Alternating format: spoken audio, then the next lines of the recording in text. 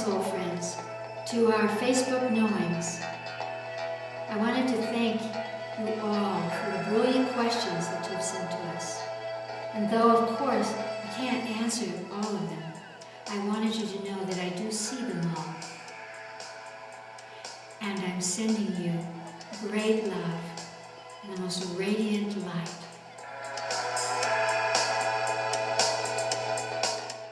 Hi, Chris. Here's a question from Trish O'Reilly. What is the nature of addiction?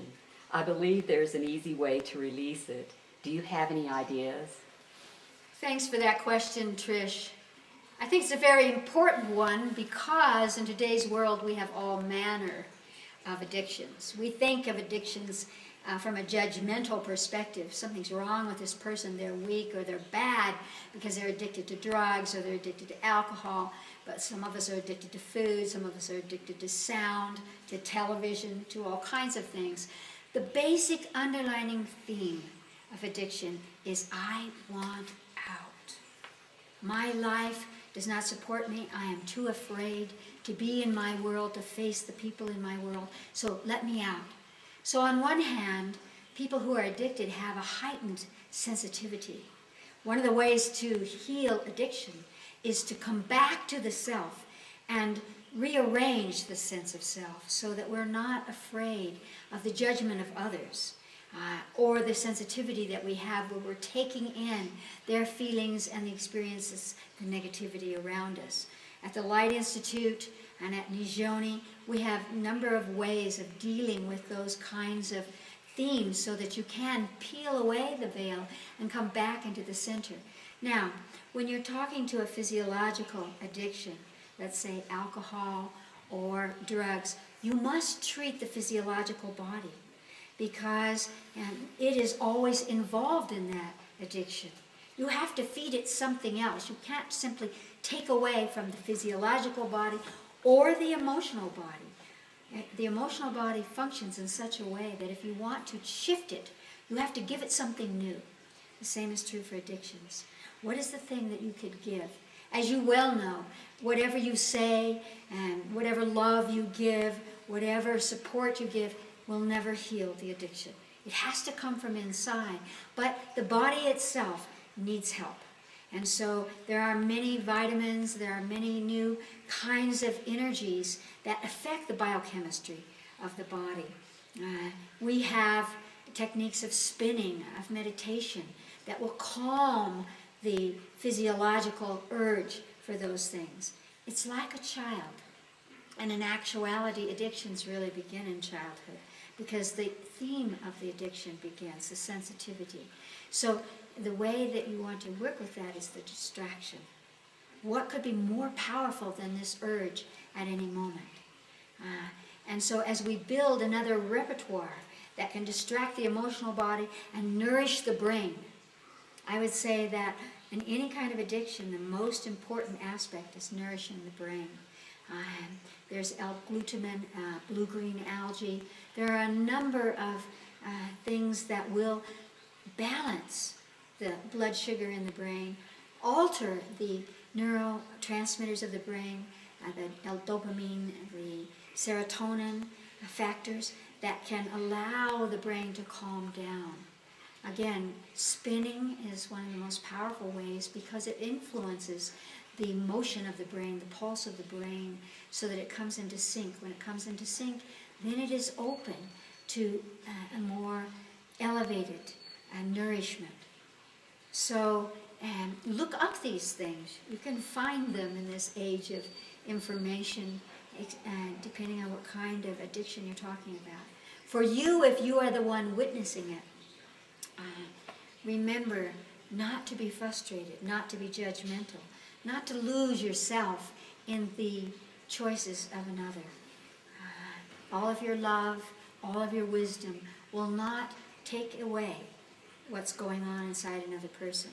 So what you can do is mirror or direct them to those channels, as we do at the Light Institute, to look at what was the moment that the addiction began. What is the theme there in the emotional body, in the spiritual body, in the primordial body that can be changed in order to give them that uplifting support to take them into a new realm, a higher octave. Great love. Dear Chris, I'm looking forward to seeing you on September 7th in Hamburg. Yes. And I want to thank you. This is a question from Stephen Rader. He says, I want to thank you for ceaselessly bringing in energy, wisdom, and knowledge to the process. And he has a question. What are your thoughts on the idea of 3 days of darkness, or whatever kind of rapid hold, break, pause that happens in order to lift us up to another level of perception? Do you see it as obsolete or still necessary? Definitely, I see the idea of suffering and darkness as obsolete. We humans have a psychogenetic inheritance from the beginning of time, of feeling that we have to go through the darkness. We have to face the darkness. We have to come to the edge of death before we can be illuminated. Not true. All of our forefathers did that, so we can count on their experiences as they have influenced us to take us directly into the light. Choose the light. When we have that imprint, 3 days of darkness, look how humans are always putting something in a box and saying 3 days, or measuring something. In fact, we measure everything in life. I think we should let go of time in that way, because as we move into cosmic frequencies, time will not exist in the way that we have incorporated it into our physicality in this life so far. What we want to do is to leap up and hold what the energies of light could offer in terms of lifting us up, in terms of peeling away the darkness, stripping it from us. It isn't that we should avoid the darkness. It's that we should laugh in the darkness. We should shine the light in the darkness and say, yes, yes, we see that. What is darkness? Darkness is the absence of illumination. It's the absence of consciousness. And it wants to attract the light. It wants to become light. So let us not spend our energy fussing about the darkness.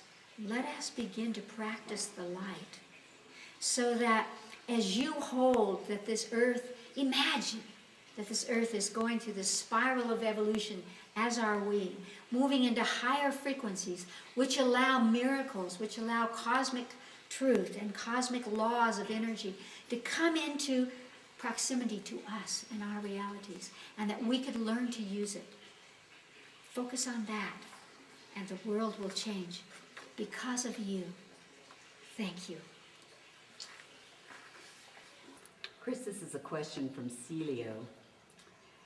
Chris, when times are difficult and some questions are hard to cope with, how can we just give these questions over to our higher self? Can you give us some techniques to do this?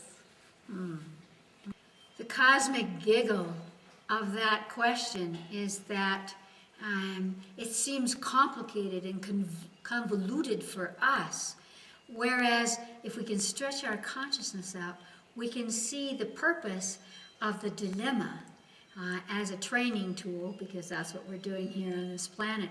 And so, of course, when we allow our own brilliance, when we allow the essence of our soul to whisper to us the direction or the points to witness or to grasp in any dilemma, then it begins to take shape and it begins to unfold. But you're absolutely right. We have to begin with a kind of surrendering. The surrendering is not, oh, just let your higher self do it. The surrendering is to embrace the dilemma from the perspective of, what is the gift for me? So you don't have to have the answers. You can begin to look at how it's moving you, how it challenges you, how it awakens you to look at, what about this? What about that? What about the other? And as your consciousness moves around the hologram, it makes it easy for your higher self to infuse in your consciousness what is true or which direction to go. I certainly, when I come up against a difficult dilemma, I will always say, higher self, help me. And in that way, you can give it over, but you don't lose your own conversation because you're the vehicle, and that's why I say it's a cosmic giggle, because the higher self is going to whisper to you through your consciousness the answer. It's not going to send you a flashing message and say, this is the solution.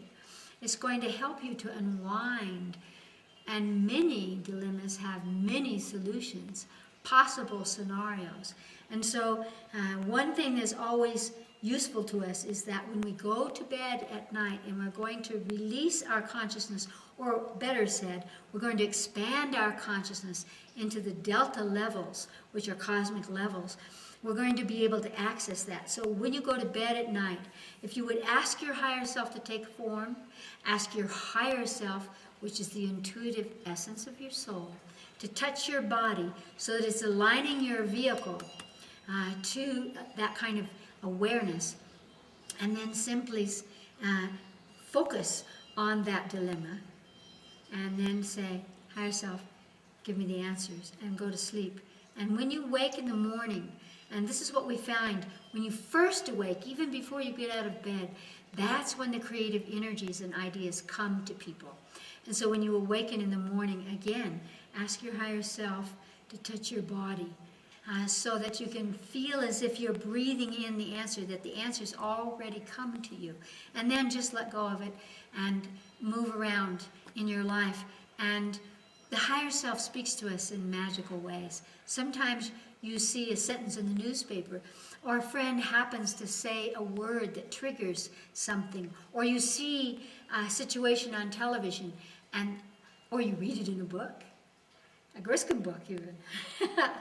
And suddenly you see the hologram and you know what to do. When you think you have the answer, always just feel through your body. When you say, shall I do this? And your body relaxes, that's the direction. You can trust your higher self, even if it seems difficult.